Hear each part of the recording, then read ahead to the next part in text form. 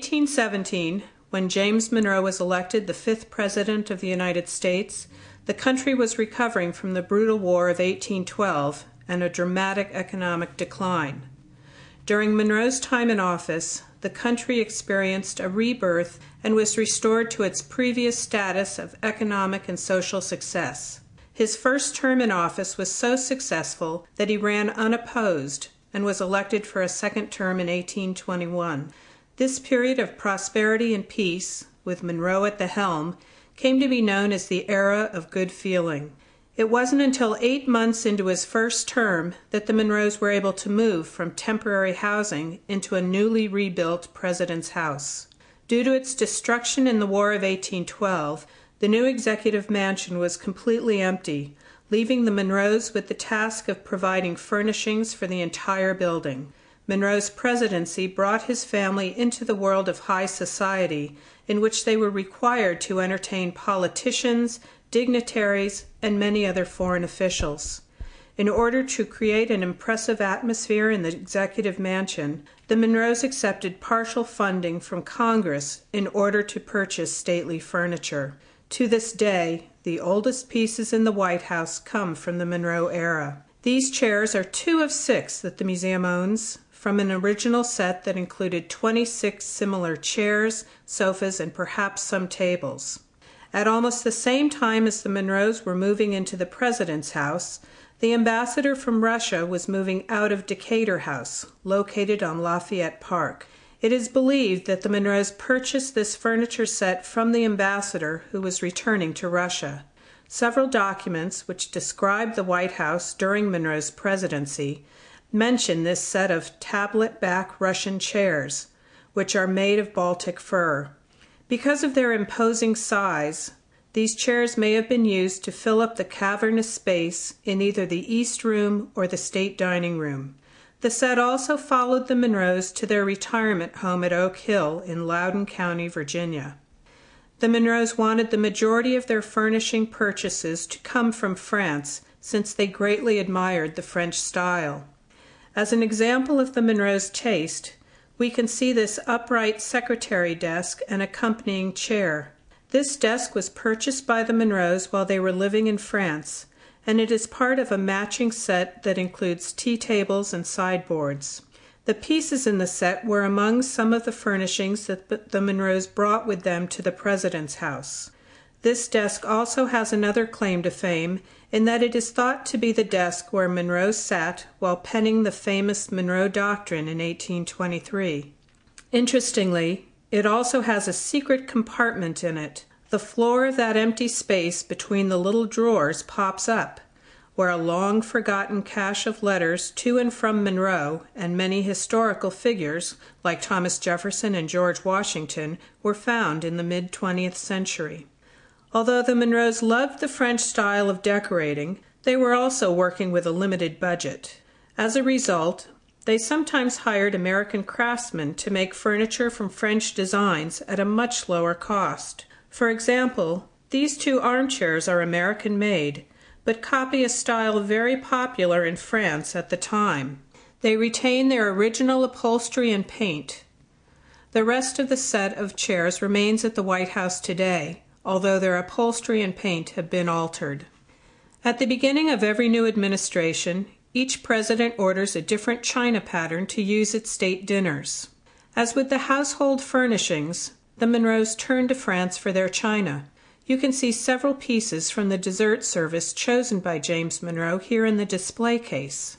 The plates have amaranth-colored borders and are decorated with 5 vignettes depicting science, education, agriculture, religion, and war. In the center of the plates, and on the coffee cups, the Monroe Eagle can be seen.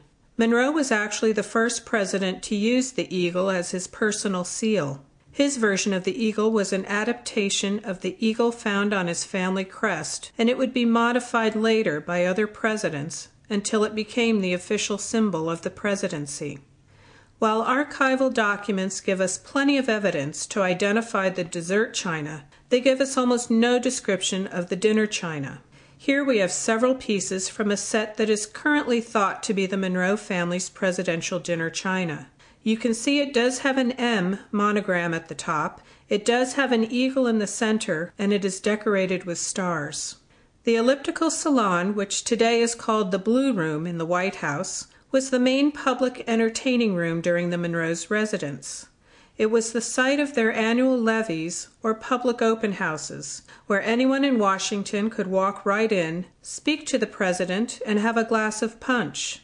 These levees were a tradition started by James Madison and his wife Dolly, who were famous for their boisterous parties. While the Monroes continued the levee tradition, they did not continue to entertain the way Dolly Madison did. Mrs. Monroe brought the French influence into her style of entertaining as well, and followed the European custom of waiting for local residents to call on her at the White House, rather than maintaining an exhausting schedule of going out to call on the ladies of high society. Dinner parties at the Monroe White House were smaller, intimate affairs. Mrs. Monroe also suffered periods of illness throughout her time at the mansion, and her oldest daughter Eliza often acted as the official hostess. Soon, Mrs. Monroe gained an undeserved reputation of being cold and aloof.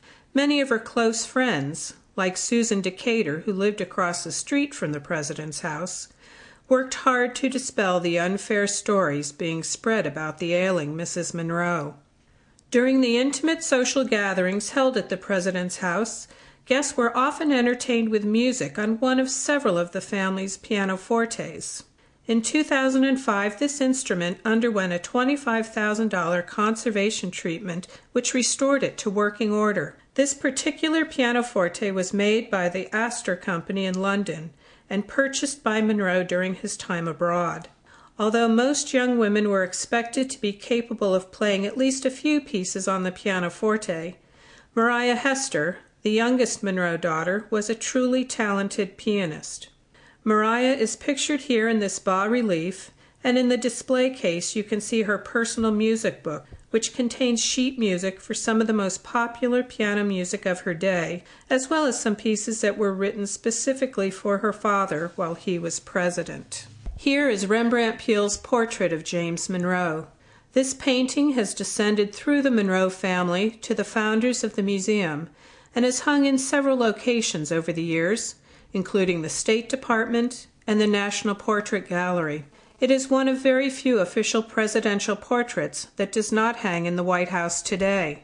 Interestingly, although this is the more well-known depiction of Monroe painted by Peale, it was not painted from life. Peale completed this three-quarter portrait from a bust-length version he had done several years earlier. By the time Peale completed this portrait, Monroe had already passed away. James Monroe's term as president ended in 1825, at which time he and his wife retired from public life and took up permanent residence at Oak Hill. This sideboard is one of the pieces that decorated the house at Oak Hill.